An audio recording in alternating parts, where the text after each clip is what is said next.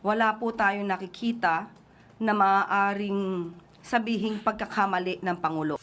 Nakatakdang Wow! Ang kapal ang mukha mo! si Pangulong Marcos sa ambassador ng France bukas. Ipinatawag din ito ang Chargé d'Affaires ng Czech Republic para mapag-usapan kung ano-ano pa ang pwedeng gawin para maibalik sa Pilipinas si Zaldico. Kaugnay ng balitang yan, posible raw na gumulong ng higit 2 taon bago makapagdesisyon ng gobyerno ng France sa hiling na political asylum ni Zaldico. Ibig pong sabihin, habang pending ang kanyang asylum application, hindi muna siya pwedeng galawin. Ito pala, 2 years. Tapos 99% na mapapauwi nyo? The only way na mapapauwi nyo si Zaldico dahil gusto niya nang umuwi. Bakit niya gusto umuwi? May banta nga daw siya. Malamang, wala na siyang banta kung gusto man niyang umuwi.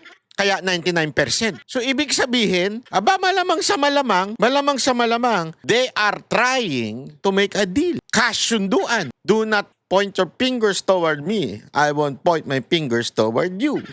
Baka yun ang kasunduan nila. What do you think? Kaya nga you have to read between the lines. Hindi ako nagsabing 2 years siya. Yan ang piniliwanag ng international law expert na si Tony Romel Bagares sa programang The Big Story. Which is ng totoo 1 naman. Week. Talaga naman totoo yan. Once nag-apply ka sa asylum, wala nang pwedeng gumalaw sa'yo. After ma-disapprove yung asylum mo, dun, pwede kang pahuli kung saan-saan, di ba? O kung kani-kanino. Di yun ang matindi. 2 years. By that time, wala na si Marcos. Ano na ba ngayon? 2026. 2 years, 2028. O April, May.